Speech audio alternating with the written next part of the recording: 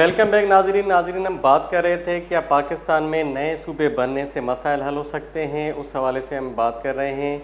हमारे साथ अभी टेलीफोन लाइन पर मौजूद हैं सीनियर कौम परस्त रहनुमा आसिफ बालादी साहब। अस्सलाम वालेकुम सर। सलाम अदा। सर प्रोग्राम में खुश आमदेद। सर ये अभी डिबेट शुरू हुई है, कुछ दिनों से हम देख रहे हैं सोशल मीडिया पे कि नए सूबे बनने चाहिए, मज़ीद 20 यूनिट बनने चाहिए। आपसे पहले हमारी बात अब्दुल खालिक जुनेजो साहब से हुई।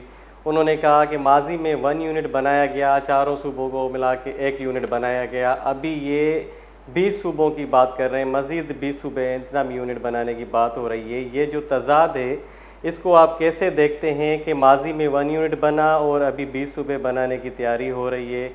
इस हवाले से आप क्या कहेंगे? मैं ये गुजारिश करूंगा कि जैसे आपने कोट किया कि खालिक साहब ने जो कहा 1 यूनिट वगैरह, ये वाकई दुरुस्त बात की उन्होंने कि सिंध को पहले तो इंतजामी तौर पर बांटने का या नया सूबा क्रिएट करने का, किसी भी सूबे को अख्तियार नहीं, नया सूबा क्रिएट करने का आइन में कोई गुंजाइश ही नहीं है। बिल्कुल आइन और कानून में ये शिक नहीं है कि new provinces can be created, कहीं भी नहीं है ये। और ये सूबों के दरमियान अगर कोई तनाजात आते हैं तो उनके दरमियान फिर भी वो बड़ा एक आइनी प्रोसीजर है, उसको फॉलो करके वो तनाजात बाद में हल किए जाते हैं। तो मैं ये कहूँगा कि ये बिल्कुल गैर आइनी, गैर कानूनी जो है बात है, और इसके आगे पीछे क्या है वो सब जो है सारी मीडिया पे बहस हो रहा है। लेकिन मैं मुख्तसर ये अर्ज करूंगा कि हमारे लिए अपने सिंध वतन की जो जाग्राफी वहदत और डेमोग्राफी है वो सबसे अहम है, हमारे वसाइल अहम है। लेकिन अभी क्योंकि सिंध की जाग्राफी का सवाल है तो हम सिंध की जाग्राफी वहदत के लिए जो है अपने वतन के उस जो वहदत के लिए, उसके हक हाकमियत के लिए, उसकी जो भी उसूलों के बुनियाद पर, जैसे जो बॉटम लाइन है वो उनकी बात है, वो खुद उसकी तरदीद कर रहे हैं, नफी कर रहे हैं। बॉटम लाइन जो ट्रू फेडरेशन जिसको क्लेम करते हैं कि भाई कौमों ने मिलके जो है वो बनाया था, ये सच है कि कौमों ने ही मुल्क को, फेडरेशन को बनाया था सॉवरेनिटी के बुनियाद पर, वतनी बुनियादों पर। ये जो फेडरेटिंग यूनिट्स हैं, आप उनकी बॉटम लाइन ही जब निकाल देंगे, नीचे से पिलर ही निकाल देंगे बात का, तो फिर आप भी धड़ाम करके गिरेंगे, आपका कोई अच्छा नतीजा नहीं आएगा।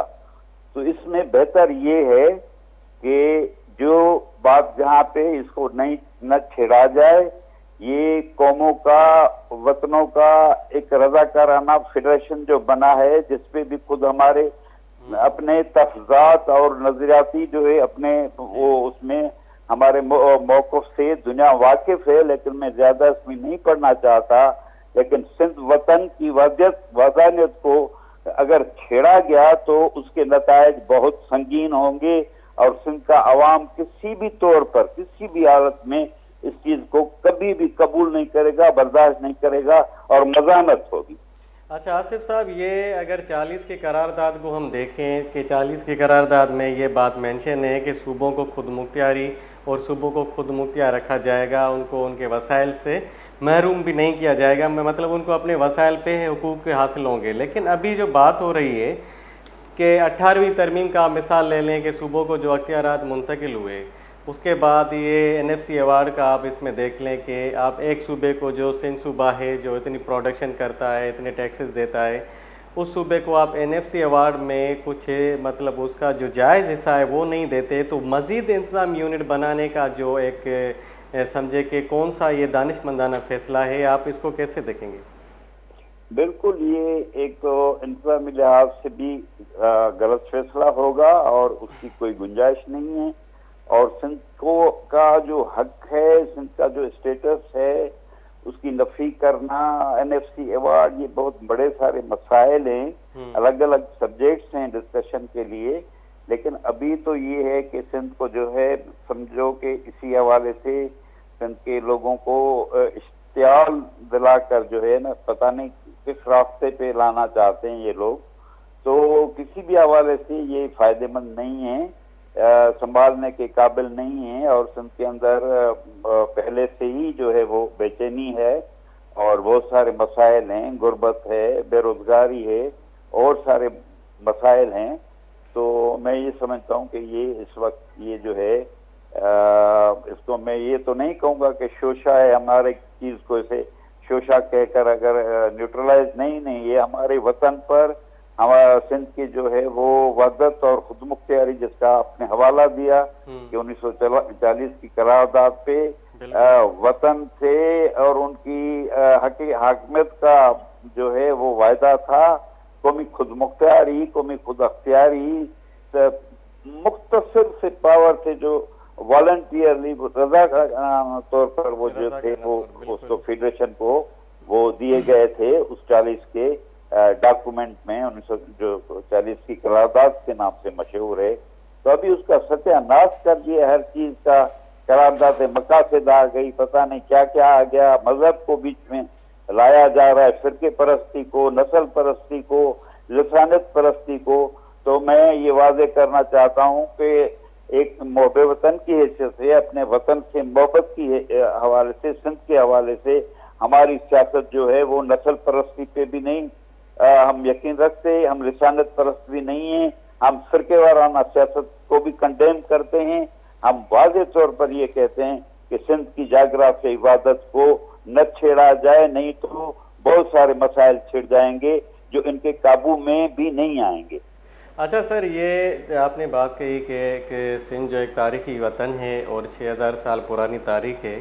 اب اس کی تقسیم کی بات ہو رہی ہے، ٹھیک ہے. تو ماضی میں بھی ہم نے دیکھا ہے 1 یونٹ کا جو ہم نے اسٹرگل دیکھی، اس کے بعد MRD تحریک بھی ہمارے سامنے ہے کہ اب بات وہی ہے کہ اگر نئے صوبے بنانے کی تجویز آ رہی ہے تو ابھی ورلڈ بینک کی رپورٹ ہے کہ پاکستان جو ہے 45% جو ہیں ان کے پاپولیشن ہے وہ پاورٹی کا شکار ہیں.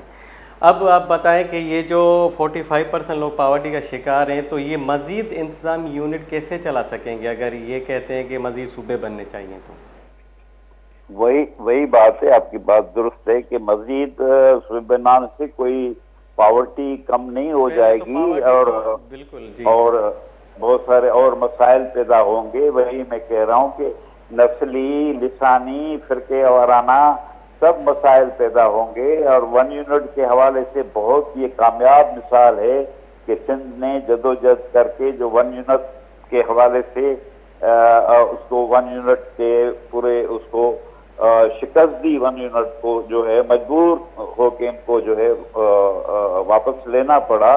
تو اسی طریقے سے یہ کبھی 2 انتظامی پتہ نہیں یہ بلدیاتی سسٹم کرتے ہیں، کبھی کیا کرتے ہیں.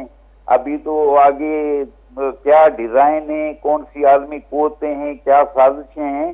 لیکن میں یہ ضرور کہوں گا کہ سارے سندھ کے لوگوں کو، قومی دوستوں کو جو بھی جمہوریت پسند ہیں، قومی سوچ رکھتے ہیں، ترقی پسند سوچ رکھتے ہیں، سیکولر اور ڈیموکریٹ ہیں، وطن دوست ہیں، آزادی پسند ہیں، ان سب کو مل کر اپنے وطن کی، سندھ کی حفاظت کے لیے مل بیٹھ کر سوچنا چاہیے. اور اس پر نو کمپرومائز، اس پر کوئی گنجائش ہی نہیں ہے جس کو سندھ کبھی بھی قبول نہیں کرے گا. بہت بہت شکریہ آصف بالادی صاحب، آپ نے ہمیں قیمتی وقت دیا. جی ناظرین، ہمارے ساتھ موجود تھے سینئر قوم پرست رہنما آصف بالادی صاحب، جن کا کہنا تھا کہ سندھ کی تاریخ جو ہے، سندھ ایک وطن ہے، 6000 سال سے قدیم تاریخ ہے ہماری، اور اس کو تقسیم ہونے کے حوالے سے اگر بات ہم برداشت نہیں کریں گے، سندھ کا کوئی بھی ایک فرد بھی جو ہے یہ بات برداشت نہیں کرے گا، کیونکہ سندھ کی تقسیم جو ہے وہ کانسٹیٹیوشنلی دیکھا جائے کہ انتظامی یونٹ کے جو معاملات ہیں، 1940 کی جو قرارداد پیش کی گئی تھی اس میں آئینی حق دیے گئے تھے کہ صوبوں کو خود مختار رکھا جائے گا. اب یہ جو بات سامنے آئی ہے کہ مزید یونٹس بنائے جائیں انتظامی یونٹ، تو یہ ایک آئین کی خلاف ورزی بھی ہے اور ایک غیر آئینی عمل ہے. ناظرین، یہاں پہ ہم لیتے ہیں مختصر سا بریک.